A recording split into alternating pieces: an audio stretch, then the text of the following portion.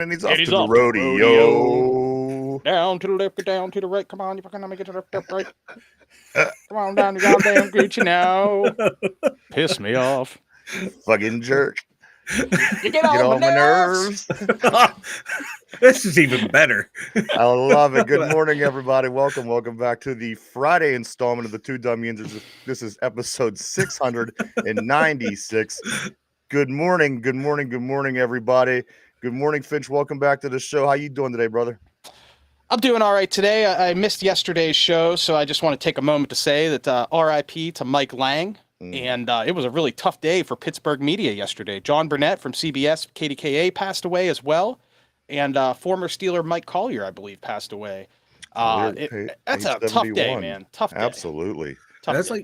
like Ryan and I were talking about it. Like comes in threes. Comes in threes, yeah. And then yeah, like it always does. Yeah, when Burnett died, like Ryan texted me. He was like, "Look, it's happening." There's three. Well, we talked yesterday, Finch. Of course, everyone knows that Mike Lang passed, but also Scott Sauerbeck, the former Pittsburgh. Oh, yes. Yeah. So that Now, was number 4. You did mention that as well. Now, what people don't realize about Scott Sauerbeck is he spent about 4 years here in Pittsburgh. He was here in 99 to 03.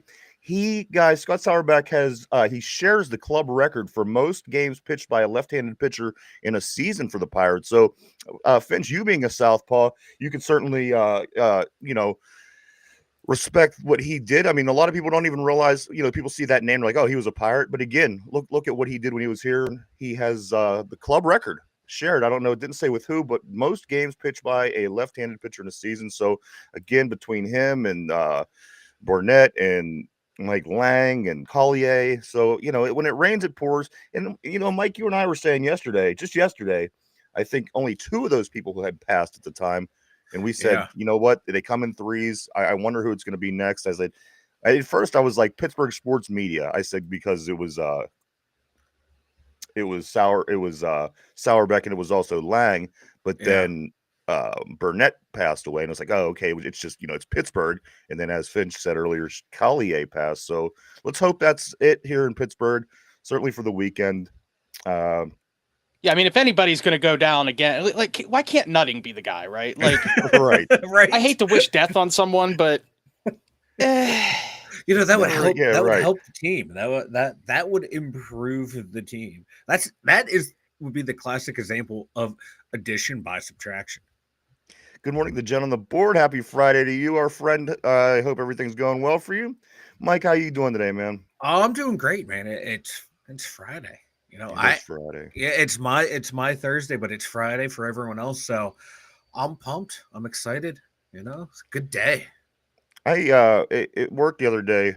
I was telling Mike I was producing a basketball game, local high school basketball game, and the team Aliquippa we talk about quite often on the show here because they're so dominant in all the sports and they have more NFL Hall of Famers than any other high school. So we certainly talk about them here. Well, it was the girls' game that I was working on. And Finch, Aliquippa was up on this team 59-1 at halftime. 59-1. Unbelievable. Who were they playing against? Carmichael's. Oh my goodness. And these kids are just tough. They're just so tough. And these kids from Aliquippa, and it's always been that way. God bless them. All right, what do these kids eat they nails for breakfast? I mean, you know what I mean? Like, Ryan, how are you so consistently tough over the years? Specifically remember you telling me a story of when you were a kid playing football for Monaco or whoever you played for, and you went and played a game at Aliquippa with kids who were like 12 or something, and you said you and your team I've ever played.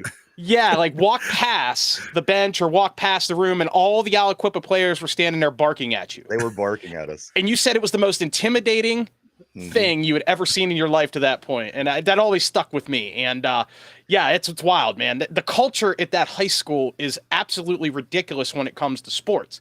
It'd be nice if maybe the academics could catch up, but that seems to be the case around the nation with a lot of these big sports high schools. So I mean, it is catching up to in a sense, Finch, because you've seen one of the graduates from last year. He ended up going to an Ivy League school, and a lot of these other kids who weren't making Division I.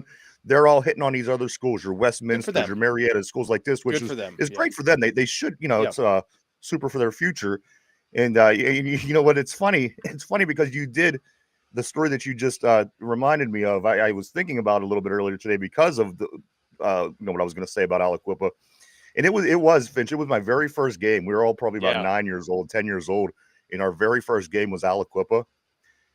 And we were this little white school. So this was the first time that I'm going to be honest, the first time that most of the kids on the team seen a black kid. Seen anybody of color. Yeah. Right. So we go, and like I said, first thing you go right into the locker room to get weighed. And there was, 25 kids all sitting along this wall, probably about 4.5 feet up in the, up off the floor. They're just barking. All of them. They're barking. I tell you what, every kid on the team that I knew of, they wanted to go. They didn't want to have any part of this football team. We went out there, Finch. It was a disaster. I remember like it was yesterday, 53-0. I was 9 years old. I can remember it was like it was yesterday, 53-0. I remember I've never seen a kid move so fast to that point in my life. I've never seen people be so aggressive. Mind you, it was a little white lily school that I grew up in. So to see this, it was a culture shock. In halftime coming around, I remember kids were crying. They wanted to get the hell out of there. Isn't it wild that it was such a culture shock for a town that's less than 10 miles away? That's what's wild. Less than 10 minutes away, Finch. But just down the river, down Route 51, and you're there, dude. Like it's the next town over. Wild. Yeah, it's wild. And I remember I finally get out there, and they let me finally in at the end of the game. And I was the only kid that had my uniform looked like it was just completely washed. And I'm looking up at my dad, and again, this is my very first game, and I see him pointing, and I'm like, yeah, I was excited because I thought he was pointing because I'm in, and he was telling me to pay attention. Sure as shit, Finch, Mike, they snapped the ball. I got hit so fucking hard. The only thing I remember was laying on my back, looking out through the side of through the ear hole as all these black legs just kept running past really, really fast. And that was my experience with again, the very first game. We learned a lot that day. The kids at my school, we learned a lot that day, but that culture has never changed. You got to figure that was probably 1988, give or take. So yeah, probably at least from 88 till now. I know it's been rough. These kids, for the first year, just last year, they didn't go to Heinz Field for the first time in like 18 years or something crazy. Yeah, I think it was like 17 seasons straight or 14 seasons straight, some ridiculous number. Yeah. And it's, like you said, it's unbelievable how consistent this culture is in Aliquippa. I mean, good for them. I just really felt bad for those little white girls that like I said, if it was 57-1 at halftime, I thought that they're no matter what you do, if you would take this group of kids, and you would give them a professional trainer and work them 365 days, they would still not be anywhere near ready to play that basketball team they played in Aliquippa. They just wouldn't. So you know what I mean? It's kind of, I'm kind of torn in a sense. Maybe there needs to be like a little lily white league off to the side that teams like this can play. Because come on, again, 57-1 at halftime. I think they scored 6 ultimately through the course of the game. The other team did. But, this was a playoff team. Carmichael's was a playoff team. It wasn't even like they're a team that, they didn't even belong out there, Finch. It was unbelievable. Brian makes a comment. He says, Ryan, with that beard the whole time, I thought you were black. This is mind-blowing to me the entire time you've obviously never spoken to Ryan there, Brian, because just listening to him speak is just pure whiteness. Yeah. It's like looking at the glaring light. The glare off of Mike's head. You can't see what's. Oh, hold on, I'm not getting it. Ryan with the beard. This whole time, I thought you were black. All right, I don't get it, but making a joke. I know it's maybe because there's just so much hair there that it obscures the skin. Oh, okay. I would have went with Arab personally, Brian, but whatever. Akula bar. Corey Beavers, good morning, my friend. He says, hey guys, I watched your show from yesterday. I gotta say, if we sign Daniel Jones, it's only because as sees him as the next Tannehill, it'll be a phenomenal failure. Yinzer Joe, good morning. He says, I'd rather have Tannehill. Roger Murray, good morning, my friend. He says, I'd pass on both of those guys. Yeah. I don't hate. I've said this before on this show, man. Daniel Jones, to me, I think is a little bit better than what he's led on. He's proven before that he can make throws. He had a good career in college. He wouldn't be the worst fit in Pittsburgh. He would be a better fit for us than Tannehill or some of these other yahoos, I think. I don't hate the idea of Danny Dimes. As long as we can get him on the cheap, and as long as we understand what he is and use him to his capacity, he would be a great backup. That's what we could use. He would be a good backup to Justin Fields, in my opinion. That wouldn't be bad you have Fields, and then you have Jones as your 1 and 2. And yeah, I don't think it's the worst. This year, this team was not a Super Bowl contender. Let's just be honest here, face facts.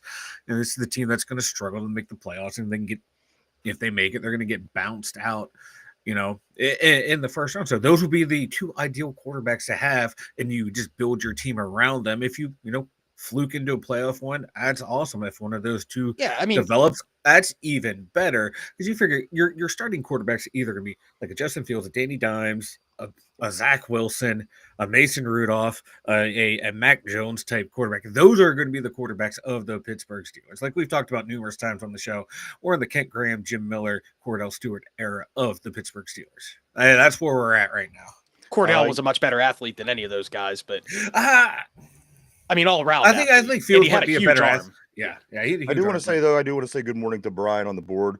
Also, Roger says as a backup, I can go along with that. Yeah, I think he would be a good backup for Justin Fields. I think that could be a good formula for next year to get this team back together. Yeah. And then you work on it the following season in the draft.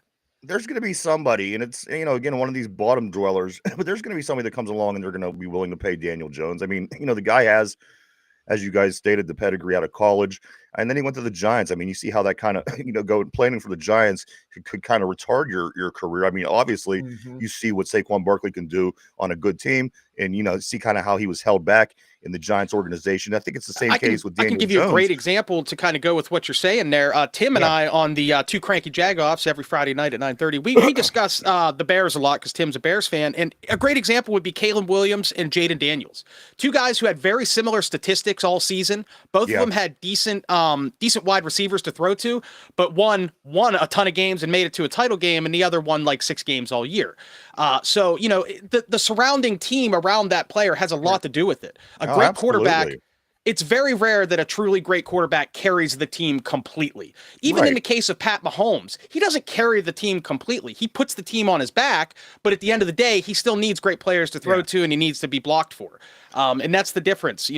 Somebody like a Daniel Jones might do well in a team that has a great offensive line. Is that team the Steelers? Probably not. But, you can't. It's probably not good for his career that he comes here, but it might be good for us, as you were saying. Let me get a couple of these on the board here. Corey, he says, I agree, but he's being viewed as the next starter. Allegedly, someone on another show said Trey Lance. We're just throwing out ridiculous. Right, that's it. That's what we said at the beginning of the week. This is what you're going to get. Yeah, this is a fun time of the year when it comes to the NFL, because we can have these kind of conversations, and as wacky and outlandish as it sounds, it's still kind of a fun converation to have. Well, that was, I think, on the day that we talked about Trevor Lawrence. Yeah, I think somebody, not on the board, but on the comments in the on YouTube, they said fake news. And the first thing I thought was, wow, somebody's crediting us for being news. I thought that was pretty exciting. But that's what it is. It's going to be that from here on out. Again, on March 12th, we do start free agency, which is less than a month away. So, I mean, come on, here in about 3.5 weeks, guys, it's going to be a lot of fun. Guys are going to be moving all over the league. We're going to be getting new faces. We have ample money to do things this year. So I'm really excited. Again, March 12th, next week, I think on Thursday through the weekend into the following week, we do have the NFL Combine. We're going to be following that. So, I mean, it's all going to be keep going here, guys. It's a hurry up and wait thing with football season, but nonetheless, it is 365 days a year. That's why we like to stay smack dab in the middle of everything and keep on top of everything. And as I said, it's a lot of fun the whole way through. Combine, we have the free agency. Then the following month, we have the draft. And guys, believe it or not, we're only 426 days away from the draft in Pittsburgh. So it's fun times. Even though our football team isn't bringing home the Lombardi every year like we would like, it's still a lot of fun, guys. Yinzer Joe says, I don't know about that, Mike. We're going to have a lot of cap money fill in where they had issues and draft good. Who knows? Mike, you know what? We generally draft rounds 1 through 3 pretty good. I mean, you look back at Najee and Freiermuth, and the draft picks that we have, they 1, 2, and 3 are usually very helpful for the Steeler team coming in pretty young, especially this year. Yeah. We have to continue that, Mike, and we have to have a strong draft this year. As we were saying, there's a lot of money to spend, a lot of money to bring folks in, but I think, Mike, this is a critical year that we need to have a good draft more than any year in the past for the most part. Yeah, we have to hit. And you look back, even like some of these past drafts, like you got George Pickens was a second round pick. He's a major contributor. Calvin Austin, he was a fourth round pick. He came on strong, big contributor.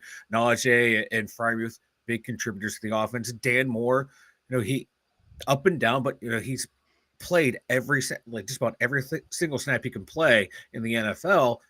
He has played. So 1, 2, 3, and every once in a while we hit a fourth and sixth round guy. So we've been getting contributions there. Look at Broderick Jones hasn't been the greatest, but he's shown flashes. Joey Porter, Keanu Benton, Washington Herbig, and in the draft 2 years ago, you're getting a lot of contribution there. And even this year, with Frazier and Peyton Wilson, you got a lot, and Mason McCormick, you're getting a lot of starts, quality starts, and quality play too. And then you got like Fatano, who was hurt, Roman Wilson, who was hurt. So you have guys that have yet to go out there that you're going to expect a lot of.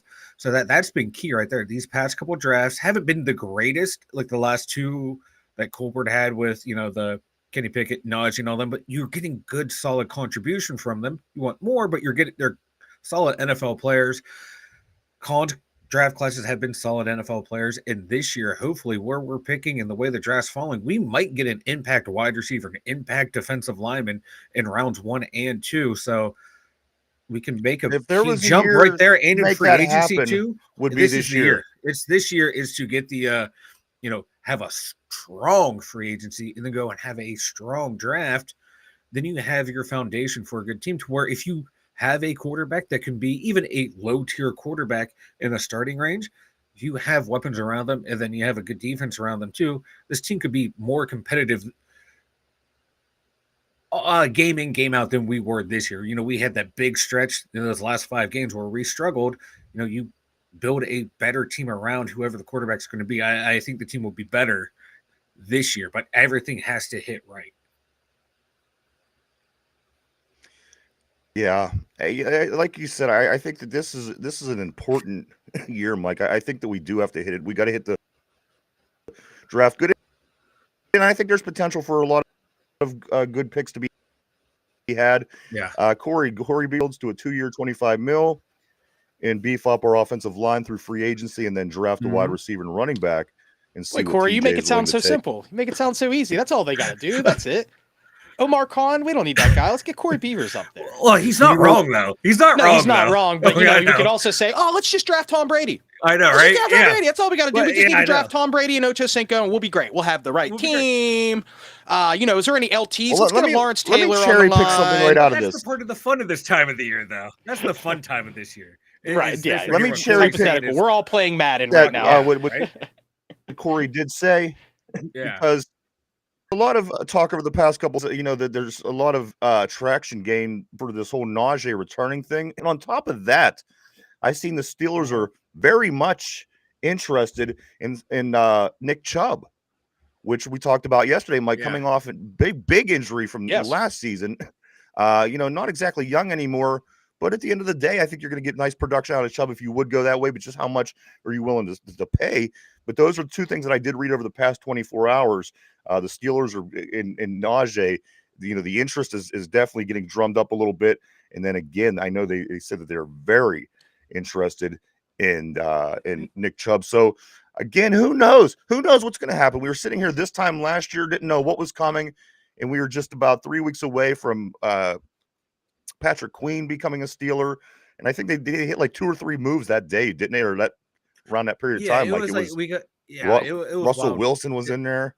Yeah, we got Russell Wilson, then traded Kenny, got Fields, got Patrick Queen.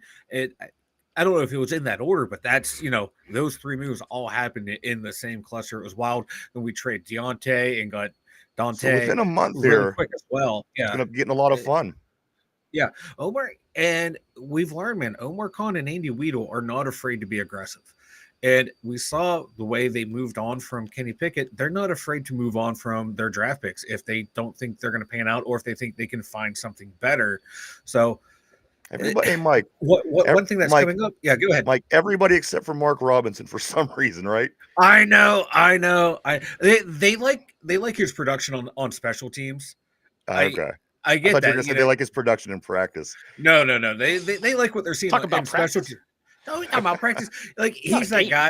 They thought they might get something out of him on, being a rotational piece, and then realized, no, this dude's just going to be a special teamer, and that's okay. We see, someone like Miles Killebrew, how important it is to have good special teams play. So, but I don't know if Mark Robinson makes the team this year again, if it's just for special teams. He might make it or not, but shit, I had something I was going to say here, and I can't remember what it was. I would like to touch on the Nick Chubb thing real quick. Yeah. I think Nick Chubb would be a fantastic fit here.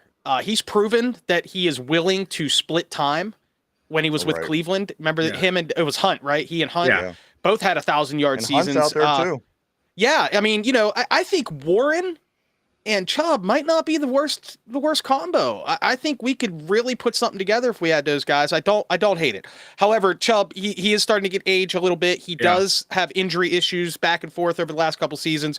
But if he's healthy and you can get him at a good price, which that also is a factor, because he might command a little more than what we ask. I don't hate that idea of bringing Nick Chubb in. I think he'd be great. The only thing I have against him is that he used to play for the Browns, and that kind of sucks. But that's a me thing, not a team thing. So. I don't hate the Nick Chubb possibility. Me either. And like the big thing was like that one injury, like one major injury, and it was that Mika Fitzpatrick. He's getting aged a little bit. The age times, Sorry, Ryan. right. That's what I'm saying. That injury. Yeah. I'm just saying that injury though. That with his age certainly makes you concerned. If you're looking at this player, of course, everybody would like to have Nick Chubb. Oh, yeah. But again, with his age and career, that's what kind of scares me. And again, you're bringing him in as a primary to be a split time. It isn't like he's the secondary running back. I mean, he's coming in with all the experience all the time in the league. So the time it's split would be between him and Warren, I think would be pretty even. But you know what? At the end of the day, who wouldn't want Nick Chubb, right? Yeah. I'd take Mod Caleb. Yeah, if the money's right and he's willing to do it. That's the comment of the day right there. Yeah, that got a very good chuckle out of me. That was a good one. Yeah, it was good. But yeah, like Nick Chubb, and just looking online, the projected market value for him is like $3 million, like $3.3 million. That's not bad for the production you're expecting out of him. Jalen Warren, I know the Steelers. He's 28. He'd be 29, I believe, is what his age was. Let me double check that. Yeah, he's 29, going to be 30. Excuse me. And then if the Steelers bring back Jalen Warren, because I think they put a tender on him, like one of the tender options, so he'll be back. Jalen Warren's not going anywhere. You have those two as your running backs. I think you're going to get the same amount or close to the same amount of rushing yards total between Chubb and Warren that you got with Najee and Jalen Warren. So it's going to be a wash right there if that's what they do, or get another veteran in vein of Nick Chubb, whether it be in like an Aaron Jones, who else? I forget who else was out there in the running back situation, but I think they're going to get a veteran. They're going to get someone in the draft, probably around 5. I don't know if they have they have a 5th, no 6th. I'm looking for a running back in 4th, 5th round for this team. That just seems to be what they're going to do. I don't think Najee's coming back. Yinzer Joe says he wouldn't pay Fields $8 a year to sit the bench. That's the thing about that's going to get tricky about Justin Fields. Somebody's going to pay him to be a starter. Yeah. And, and again, I know the Jets are already willing to back the Brinks truck up for him. So it's going to be interesting to see how that plays out. And if that does play out, then what's our move? Because it almost feels like everyone's kind of, it's comfortable. We have the back, we have a quarterback we could go with. Everybody's saying, let's give Fields a chance. Let's run it back with him. So, I mean, if he gets pulled out from underneath our feet, that could be really interesting moving forward. Yinzer Joe says, I used to hate Joe Hayden, but that passes. I don't hate Chubb. You know what? I feel the same way. Yeah. When Hayden come, I thought, Brown. But he ended up being one of my favorite cornerbacks. Yeah. You're breaking up so bad, Ryan. Yeah, you're buffering a little bit there, Ryan. In a long time. Ryan, you're breaking up a little bit there. But yeah, Aaron Rodgers, if we lose out on any of these younger quarterbacks, would be the beginning of free agency see. It's going to be a blast. I know. Yeah. I'm trying to figure out what's going on. Why? Remember that scene Does from anybody know, Wayne's Mike? World when they were talking into the drive-through and they were breaking it up on purpose? That's what you sound like right now. Yeah. It's not your fault. It's not your fault. No, yeah.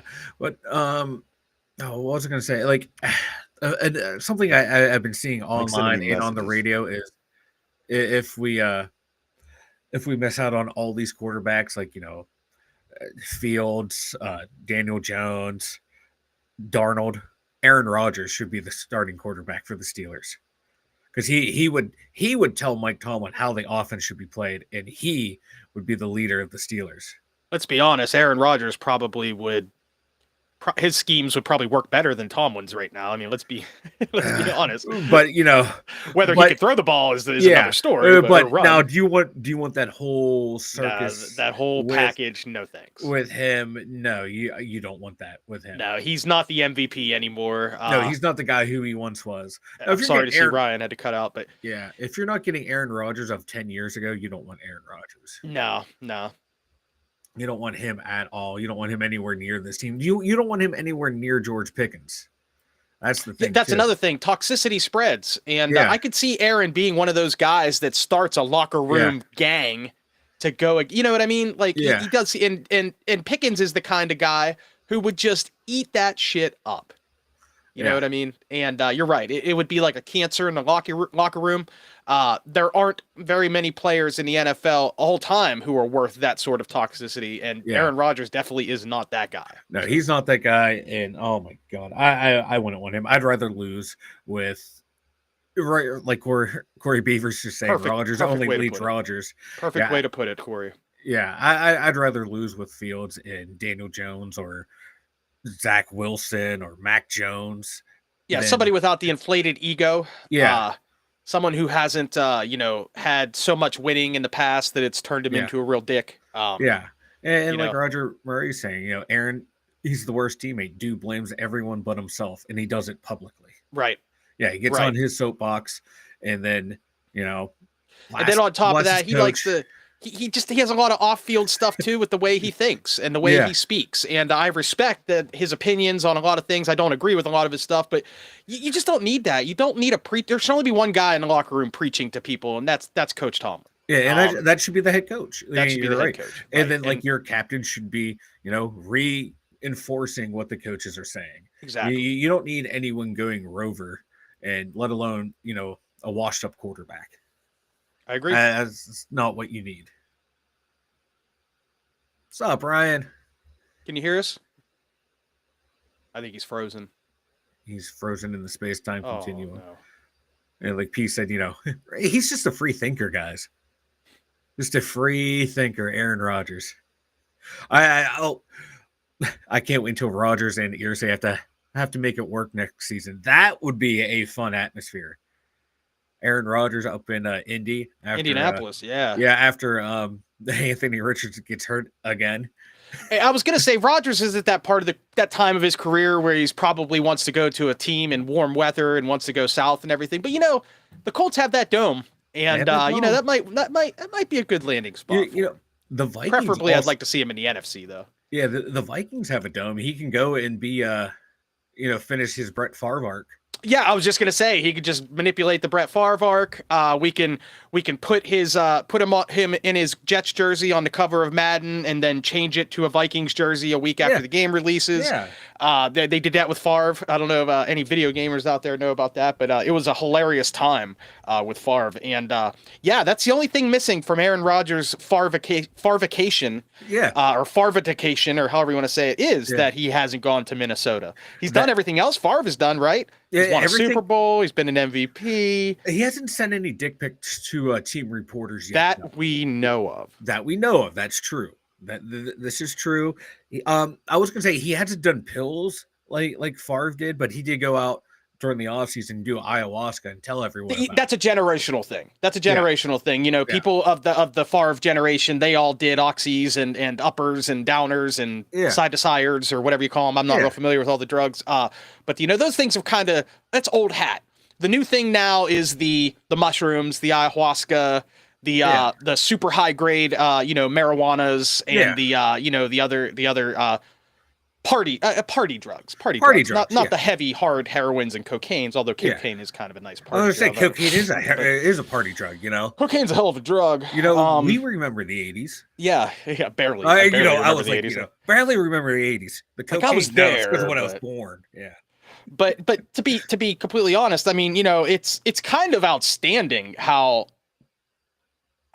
much Aaron has followed Brett's career. It's got to be a coincidence, right? It can't be a coincidence, right? It can't be. That was his mentor. Do you think Aaron Rodgers has Brett Favre's Wikipedia page bookmarked on his browser so that he can read it every day? It off. He's like, well, let's see. When Brett was 39 years and 12 days old, he did this. Oh, okay. Time to go send dick pics to a reporter. Well, intern Caleb was saying, Rodgers had one in 2021. So there we go. That's checkmarked. We're good to go. I don't seem to remember that, Caleb, but you know what? I'm going to believe you because I am not surprised. Are you going to look that up? Aaron Rodgers dick pic? Just put that in your Google. I do not want to see pictures of Aaron Rodgers as Nick Chubb. All right. Looks like Ryan's back. What's up, guys? Yeah, there he is. Hey. Yeah, I don't know you all right, buddy? I don't know. It was pretty rough. We spent 2 minutes roasting Aaron Rodgers. It was kind of nice. Yeah, no, I heard it was just difficult to get back in. Yeah, guys. So let's jump off of the quarterbacks and running backs for a couple minutes. Here's a name that a little less important, but nonetheless still an important football player on the team. What do you think is going to go down with a healthy Cameron Johnston after having a good season by the punter that came in last year to fill in for Johnston? Again, maybe people don't even really care, but what do you guys think? Does Cameron Johnston, does he come back to the Steelers next year? Remember, we liked him. He looked like the comedian, and he was ripped, and he could kick the football a mile. I believe he is still under contract, because I forget how many years he signed the contract for us, but he's under contract for next year. And Waitman was just a 1 year, but I'm bringing back Waitman too as well, and have those guys compete against each other. That's just it. Competition. That's what they need to do. I mean, it's funny we're talking about a punter, but it's the exact same situation as, say, a quarterback. You have a guy who's slated as your starter. He gets hurt. It's hard to lose your job when you get hurt, and you feel bad as a coach to take somebody's job for being hurt or missing a season or whatever. But you got to let him compete. Let him go to camp, and let's see who's better. Absolutely, guys. Again, I love this guy. I love this Cameron Johnston. Again, he had the look, he had the skill. He just, he looked like he was going to be really just a Steeler. He looked like a Steeler punter. But again, Waitman had a hell of a season. Yeah. Quite, from last year, Harvin, we couldn't wait to get rid of this guy.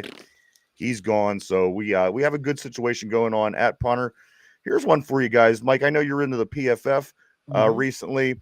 Cam Hayward landed as number 17 in the top 101 NFL players from the 2024 season. He had 44 defensive stops, which put him in first. That's right. Yeah. Cam Hayward's 44 stops, according to PFF, puts him in first place in that particular category, and his 90.1 PFF grade put him in second. Mike, Cam Hayward, I think, don't get me wrong, Cam had a better season than he usually has, especially as of late, but that was better than every other defensive lineman that you've seen in the league all season. I would disagree with that heavily. I would too, by watching what we watched. And then his grades, he had stretches where he was very, very dominant, but then he would go through stretches where, he was getting bowled over, tripping over his own 2 feet. So for me, it was a mixed bag with Cam. I was happy the way he played, but I just don't see it as he was this, the best interior defensive lineman. Right.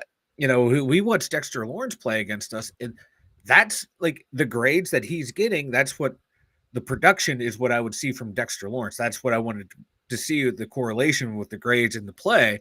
But you also hold to a fact, when Cam Hayward was in the lineup, teams rushing against us, they didn't do as well when he was out of the lineup, but that begs the question, like, okay, how many times did they run when he was in there and not in there? What are we doing in the pass game or what were they doing passing the ball when Cam was in there? Did they decide like, hey, he's not the pass rusher he once was, and we can, pass all over him, so we're not going to run when he's out there? The backup, yeah, you can run over just about any backup in the league with your starting O-line. So that's got to take all these stats with a grain of salt. I just don't think he was as dominant all year long as people were making him out to no, be. I thought he had a better season than he's been having recently. Yeah, he had it. And there were games where he was dominant, but there's other games like people were saying he had like 6 pressures against the Broncos. I went back, I watched the coach's film. I saw him go by the quarterback 3 times. Where are they getting these numbers? Pressure, like with these pressures, Mike, is they bank on the fact that you're never going to go back and watch tape to see if Cam Hayward had exactly 6 pressures. That's what I'm convinced of sometime, and I think you see that in all sports with statistic inflation. I think it does happen. I really do. And again, they're going to bank on the fact that you're not going to go back and watch this game play for play to see that Cam did what I didn't see it either, Mike. He had, it was a better season than he's been having as of late, but still not as good of a season as the premier defensive lineman in the league. So yes, he played good, but to say he was number 1, that's crazy to me. Again, Dexter Lawrence, all the guys. Come on, we don't have to go through the names. Jalen Carter, this guy was better than all of them. I don't see it. And they were saying it against Kansas City. I'm looking at his PFF grades now. Like he was a 90.1 against Kansas City. Like they fucking dominated us up front. And even if I'm looking at his, if we would have played good, I mean, we got killed that game. And like looking at his numbers, like after the Bengals regular season game, he was a 79.2, then went like a 64, 66, a 62, up to the 90, 70 against the Bengals, and then in the biggest game of the year that mattered against Baltimore, a 67.6. So okay, he's not showing up for the big games. He didn't show up. He showed up apparently once or twice during that 6-game losing or that 5-game losing streak. So Yinzer Joe really made a good point, though. He says even when Cam didn't get to the quarterback, he did get a lot of batted balls. I did see a lot of batted balls. There's no two ways about that. When it comes to Cam, which is huge. I mean, the guy's 7 foot tall. He better be batting. Yeah. But I do like the way the batted balls. To me, that is huge. That's just he doesn't give up on plays. He's finding ways to affect the play. So like I said when we were talking about this a couple of weeks ago about him leading the league in batted balls, that's a lost art among a lot of defensive linemen. So I don't give him any. I do want to say good morning to P as well. I didn't get a chance to say good morning to you, sir. Come on. At this point, you're not going to give this guy money, Mike, are you? No. I mean, you're expecting what you just seen last year. For some reason, I seen a guy that was trying to prove a point last year because of all the heat that he took last offseason. He gets on social media. These guys aren't dumb. He sees what people were saying. He went out there, played his ass off last year. And again, he played a good season. At the end of the day, I wouldn't have said that was the best defensive lineman in the league. I still wouldn't. And again, Mike, giving this guy any more, where is he at? I mean, we could cut him loose, right? I mean, he's not even. They can cut him loose, and there's no dead cat money. Even if whatsoever. Maybe in free agency we could get that guy. A lot of people are saying Cam or bust, Cam or draft. But look around the league, Mike. I don't know what's out there. We're going to look at more over the next few weeks. Excuse me, of what's available and to see if that's even an idea. But I got to tell you, at this point, I'm just. You have to move on at some point, and that's the case with every sports team, every league across the country, every city. At some point, you just got to be ready to move on. And if this team wants to improve and move in the right direction, I think that kind of sets the tone. That kind of says, "Hey, this team is moving forward." The team of the past dozen years that's been highly unsuccessful, we can't continue to do this. Maybe let's start by taking a name like the Walter Payton Man of the Year award winner, the defensive captain for X amount of years, the guy that was in the All-Pro game for 4, the same amount of games as Mean Joe Green as a Steeler. I can't, Mike. If I'm trying to improve and turn this team around, I don't move forward with Cam Hayward. I don't either. Like, he had a nice last hurrah. here as a Pittsburgh Steeler, and it's we haven't won with him. We can continue to not win without you. Franco Harris finished his career as a Seattle Seahawk. He was more important to the Steelers than Cam Hayward ever was. Joey Porter, who won Super Bowls here, retired as a member of the Miami Dolphins. He's been more important to the Pittsburgh Steelers. Rod fucking Woodson, arguably one of the greatest quarterbacks of all time, went somewhere else. Mike, you can't just keep everyone here. You have to. The Penguins are guilty of this as well. This is a Pittsburgh problem. You have to get rid of people. They're just mentality that Pittsburgh. If you like the person, you keep them. But if you're not getting production, why? It's stupid. I'm going to go to Yinzer Joe here for a second. He says it's a wash if they let Cam go. But how many batted balls or more tackles do you lose? Or you let him go and get somebody that's younger, quicker, more athletic, somebody that's going to be a playmaker and that can, maybe get you more tackles, maybe get you more batted balls, maybe get you more sacks. That's the problem here in Pittsburgh. Again, with the Penguins, guys, at some point we have to move on from these big names because they're just they're weighing the team down. Yeah. Say what you will, you have to get younger. You're competing with guys that are, average 23, 24 years old. You can't, these older teams, they can't continue to go. Again, look at the results that we're getting. That's, look at the Penguins. 3 years in a row, they're about to miss the playoffs, but they have 3 or 4 of the best guys in the league. They're older. Maybe you cut them, get some younger legs in, change your ways. I don't think it's much different for the Steelers right now. If you lose so long, I think you eventually have to make moves. And also, people say you have these guys and then you build around them. How long do you wait, though, Finch? How long do you wait, Mike? Because, again, you wait around too long on these guys. Again, it's a young man's league. You don't get better every year after you're 30 years old. And unfortunately, between TJ and Cam, and I don't know how old Minka is, but, he's no spring chicken anymore. I'm not saying get rid of all these guys, but, guys, I'm saying at some point you have to make moves to get ready to move on to the next chapter. Yeah, you have to. And I understand why the Penguins are doing it. 3 of the 4 guys have won Stanley Cups. They've won championships. They know how to win. No one on this team has won a championship. Cam Hayward at 35 years old. Well, what good does that do for you now? I mean, we haven't made the playoffs in 3 years. Yeah, TJ Watt's no spring chicken. He's 30 years old. How much more does he have in the tank? You saw, the second half of the season, his tank ran dry. It is what it is. He plays balls to the wall every single snap that he's out there, and it's worn him out. He's not the player he once was. You got to start moving on from these players, and Minka Fitzpatrick as well. Finch, look at him. Yeah, let's go to Finch. 28 years old. You're really bombarding Finch's time. I'm sorry. It's quite all right. I don't have a lot to say because let me come to you with this question real quick. Mark Malone says Cam's job is as safe as Tomlin's. What do you think? That's the comment that I was reading and thinking, yeah, I agree with that. It kind of is. I think that the Rooneys have this, like you were saying earlier, we tend to keep people too long. It's a Pittsburgh problem. I think the Rooneys are a real big part of that.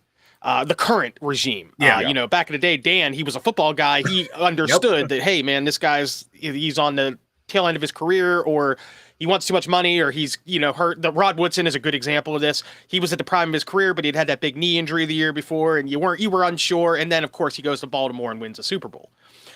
You don't want Cam to go somewhere, especially Baltimore, and win a Super Bowl. But at the same time, I'm good with it. If he leaves, right. Yeah, I'm good with it. But it's not like I'm rooting for that, but I also don't want the guy to leave here, go somewhere else and get hurt or suck. I like Cam. He's a Walter Payton Award winner. He's a likable guy. He's a great captain. He's a smart player. He's a proven good player. I don't think he's a Hall of Famer, but there are some people who argue that he might be.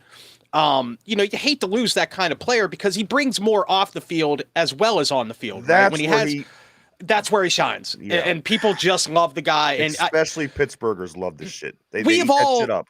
We have all worked with somebody before, right? That they might not be the 100% best person at that job. Right. But boy, do you like that person. They're really great. They're there for you when you need them. They come in on their days off. They help you out when you need this and that. They might not do the job the best. Cam is becoming that guy. And it sucks to lose him. Is he the modern day Charlie Batch? Are they going to give him a headphones and a clipboard after his time is up? Just let him come to work and stand on the sideline? Remember they did that for Charlie for a couple seasons? But they also weren't paying Charlie the kind of money that Cam was going to demand. No, I'm not saying we give this guy money either. If that's the case, exactly. Out, that's a big part of it too, because when it comes down to it, there's two things involved here. There's X's and O's, and there's dollar signs. And if the two don't go together in a meaningful way, then it's a bad deal. And that's the conversation we're having right now: is he worth signing to another extension for what is going to be a very large sum of money, especially considering all those statistics that you pointed out. The PFF stats, whether they are 100% accurate or not, at the end of the day, that's what these guys are looking at. That's what the coaches and the GMs and they look at these stats, and the agents more than anybody look at these stats and they say, hey, number one, he went against a great defense in Kansas City, and this was his PFF score. He had a great game. And it's like, well, we lost the game by 25 points. But these are the things that this is the negotiation, right? This is the bargaining that happens in sports, is that you take a player, even if he's not at the top of his game anymore, if he has the right numbers and he has the right attitude and he knows the right people, it's not who you know, it's who you blow, or whatever the phrase used to be. And I'm not suggesting that Cam blows anybody, but that's what it comes down to. His likability is so high that it kind of hurts your feelings to get rid of him. I think that's where a lot of people stand with Cam, and I think it's where a lot of people stand with a lot of players in Pittsburgh, including your Malkins and your Latangs and those guys. Let me ask you guys this know what I'm question. Saying? So, Yinzer Joe says, you also lose a big mentor for those rookies. Let me ask you guys this. Is the mentor, is that overrated? Because again, you always like to hear it. You always hear you bring in a quarterback, he could play behind the starter for a while. Is it that important on the defensive line to have a mentor? I mean, again, a lot of these guys are Division I football players. These guys aren't dummies. They didn't come off the streets. They know what they're doing. Do they need? Does it really benefit somebody to have Cam Hayward linger around an extra year past? When he's not doing exactly what you need him to do anymore. But it's a balanced situation. Is that mentorship have enough production behind it to make it worth paying him and taking a job from somebody else who could do just as well or better? Yeah, because we saw it with like Jerome Bettis and Willie Parker, giving him those little tips that he learned through playing himself that some coaches don't have. Players are out there and they have their own little tricks that work for them, and they can pass it on. They have a little bit more insight than some coaches, but not necessary, right? Not necessary. No, and like Cam's been around forever. What other great defensive linemen have we seen come through that this time that he would have supposedly mentored? Not Stephon Tuitt, because they were kind of in the same area. Same thing with Javon Hargraves. No, like all these defensive linemen that we have drafted, have any of them developed under his mentorship? It's a fine point. That's a fine point you just made there. None whatsoever. And so, no, and Cam to me seems he is a phony guy. Notice when they win. I had a great game. I played great. I'm just happy to be out there. They lose. Man, we need to play better. Yeah. We need to play better. Interesting. I think a lot of players are like that. Leaders go, hey, we played a great game. You gotta have offense did it, defense did it. They lose, man. I need to do better. I got to play better. I got to step my game up. Can't listen to the way he talks. I don't know. I mean, would he be a media sweetheart though? I mean, is that I don't know. He's a media darling. He knows how to kiss. But would that mercy be given to him? I don't know. That's an interesting point. But we do have to move on, Mike, because we are on time constraints today. But he is the greatest player of all time. Mark Malone says, if we don't fix this offense, man, come on. Cam Hayward's the greatest player of all time. Sorry. We have to work on the offense. No two ways about it. And I think that is certainly going to happen, guys. Also, I do want to say good morning to Be Safe 87 on the board. I like the number. He does make a comment about number 87. He says, sad USA lost, but what a game. Happy for Sid. Yes, let's jump into this real quick. The Team Canada does win last night in overtime, 3-2. It was a hell of a game. I'm going to be honest with you. I did watch it from beginning to end. Super hockey game. And you know what? I love the way they don't call penalties in this. It was a lot of fun. If hockey should be a lot more like what they do in this little all-star thing that they just play with the four countries. It was a lot of fun to watch. And again, it doesn't drive you away with a lot of the whistle blowing and the stoppage of play. It was constant. I loved it. Good game, great game, as Be Safe 87 says. It's wild how these players, who are all professional players from all four of these teams, played for their countries. It's wild how when you take the paycheck aspect out of it, that you get fantastic product on the ice. Right. Well, these are guys that are playing for pride and playing for national, to be proud of their country and to be one with their teammates and whatnot. When you take away those $8 million contracts and you just focus on the product on the ice, you end up with a fantastic product. And that, I think that this Four Nations tournament proved it. And you're also not having your typical third and fourth liners out there mucking the game up, dragging it to a halt. That's true. Yeah, you're having first line centers play fourth line left wing, so you have the cream of the crop there, and you're not playing trapping defensive style systems that you do during the typical 82 game season. So, like that 5 games that they played, you had the best of the best playing balls to the wall. It's all out. That's just it right there. Balls to the wall. These guys played so hard. Yeah. And they really were out there because they really, truly wanted to win these games. And it made for a fantastic product on the ice. And I got to commend every single player on every single team. That was some fantastic hockey played in the last couple of weeks. So it was awesome. It was playoff hockey. Certainly for the Team USA over the weekend. They did manage to get the win. They lose 2 straight to finish this thing out, unfortunately. But again, it was a lot of fun. Look forward to if this is what they do moving forward. But again, as Be Safe 87 said, good game for Sid, good for him. And you know what? It was fun. A lot of times things like this can be kind of boring. It was fun. It kept you engaged.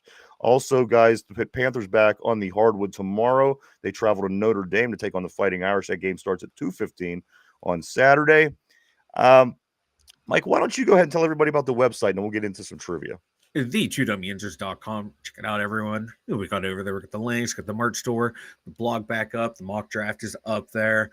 We're gonna have some more mock drafts coming up. I might do one like every Monday, just to keep moving along, and then maybe like on a Wednesday, I'll have something up as there as well. But yes, the blog is back, so check it out, everyone. The Dumyinzers.com. And do not forget to hit that like boom. Go check it out, everybody. www.the2dumyinzers.com. A lot of cool things over there. Go check it out. All right, guys. So this is a draft question. Everybody knows that we're just anticipating this NFL draft coming up here. Not too long, guys. This question is a NFL draft question. Mike, Finch, put on your thinking caps. Everybody on the board, everybody at home. Here we go. Question of the day. It is a NFL draft question. In the 21st century, how many first overall picks have not been quarterbacks?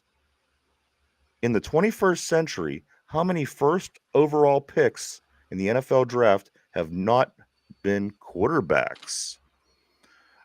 Take a moment to think that over, guys. We're live 5 days a week right here, Monday through Friday, 11 a.m. to 12 p.m. Eastern Standard Time every day right here on YouTube. All right, guys, the question of the day. In the 21st century, how many first overall picks in the NFL draft have not been quarterbacks? You don't need to know the name. If you could think of the number or guess if you don't know it. But the question is, how many picks in the 21st century were not number 1 overall picks, were not quarterbacks? Wow. There's only one name popping into my head immediately. There's one. I have a second. But I feel like there's more than one. There's got to be at least more than one. Yeah, I have another one from the Texans, but the Texans. I have one. Their very first pick. But what was that in the 21st century? Or was that it was because they were in 2002 is when they came into the league. So all their picks have been since then. So Mario Williams, Myles Garrett. Yep. Myles Garrett. Okay, for the Browns. All right, you could do it collectively. Here we go. So Myles Garrett is correct. That is one. Mario Williams is correct. So that's 2. Yeah. There has to have been a running back that was in there first. No wide receivers. I don't think there are any corners. A defensive line or like an offensive tackle. I'm going to say 3. 3. Okay. I'm going to go with 4. I feel like there just has to be a couple more. I'm going to go with 4. All right. Over enthusiastic Mod Caleb on the board says at least 2. You're forgetting someone. The guys say 3 and 4. Yeah, I feel like 3 4. and 4 or their picks for how many in the 21st century, how many first overall picks have not been quarterbacks in the NFL draft. Mike says 3. Finch says 4. Let me give you some names here and let's figure this out. Mario Williams is correct. That was the first one that I thought of, yeah. Myles Garrett was correct. Mike, in the year 2000, Courtney Brown. Oh, that's a name Courtney drop. Brown from Penn State. The year Went 2000. To Cleveland, right? Yes. Yep. That's 3. D'Amico Ryans, maybe? Ooh, I got the list. Yeah, I see there are a couple. Don't look at the. I'm sorry. You're stealing Ryan's thunder. It's his job to tell us if we're right or wrong. You fuck. People are listening, and it's not a game if you're looking at the answers. Why do you do that? We got it wrong. Boo this man. Everybody boo this man. Cut the trivia out. Mike cheats all the time. I cheated one time. I thought you cheat every day. You're always clicking, and I hear clicking and beeping, and I'm sorry. I got to change this around a little bit or figure something out. Curiosity killed the cat. Curiosity killed the cat. All right, so Mike, how many do we have figured out so far? Or Finch? Let me ask Finch. How many do we? Well, because you have the answers. I don't want to ask you. I turned. I do not have the answers. All right, so Mike, you're out. So Finch, I have Myles Garrett, Mario Williams, Courtney Brown. That's 3. Was there not a? There has to have been a running back, man. How about Jadeveon Clowney? 4. Yeah, I wouldn't have thought of him. I forgot about that guy completely. Mm-hmm. Jake Long, lineman. 5. Yep. Was Joe Thomas a first? I think he was in top 3. He wasn't a top. Yeah, he might have been like a second or third pick. And one more, guys, for a total of 6. Eric Fisher. Eric Fisher completes the list of non-quarterbacks drafted in the 21st century. Wow, that's a great trivia question. Yeah. Myles Garrett, Jadeveon Clowney, Eric Fisher, Jake Long, Mario Williams, and Courtney Brown. So 6. That's not bad for, what do we have? 24 different. I mean, that's a quarter of the picks, right? That's not quarterbacks. We missed one. Trayvon Walker, Jacksonville in 2022. You know what? I thought that. Yes, you're right. Absolutely, 100% right. Yeah. So there you go, guys. Now, how many of those picks went on to have great careers? Not right. I'm looking. Garrett is a good one. Garrett. Brown had an okay couple of years, But no, he was a bust. Williams. But he was mostly a bust. Mario Williams had okay scenes. Strong. He had to end up having a better second half. Williams paid for an expansion team too his whole career, so it never really worked out. Jadeveon Clowney, he was the one that upset me the most. I thought he was just going to be so much better in the NFL. Yeah. Matter of fact, he was lingering in there the last time I remember, wasn't he? Like a Brown or something. Around. If he would have stayed with that team his entire career, it'd be that's what you want out of a first round pick. He gave you production every single year. It felt like, and Mario Williams was really good. 1, 2, 3, 4, 5 years of double-digit sacks. 1 year with 9. He was a baller. Absolutely. Let me get a couple of these messages here before we start getting ready to take off. Roger Murray says, I don't want just as well. I want better. So if you're going to bring in better, then I'm for just the whole team. Corey Beaver says they forced Polamalu to retire or sign with a new team. Why is Cam more special? Roger says, Corey, I felt the same way about Troy. He's a Steeler, and thankfully he retired a Steeler. Hell yeah. And then also over-enthusiastic Mod Caleb says, I only remember Eric because that was a weak draft class, and people were shocked that a lineman went number 1. Yeah. I couldn't agree more. Matter of fact, I forgot all about him entirely, Eric Fisher. So, you know what, guys? That was a fun question. But I think, again, the big news heading just through this week was the big hockey game last night. Again, Team Canada comes away with the victory. I knew it was going to be difficult to beat Team Canada twice in a week in hockey. Never easy. That's like beating the USA guys basketball twice in a week. It's very difficult to do. So that was a lot of fun.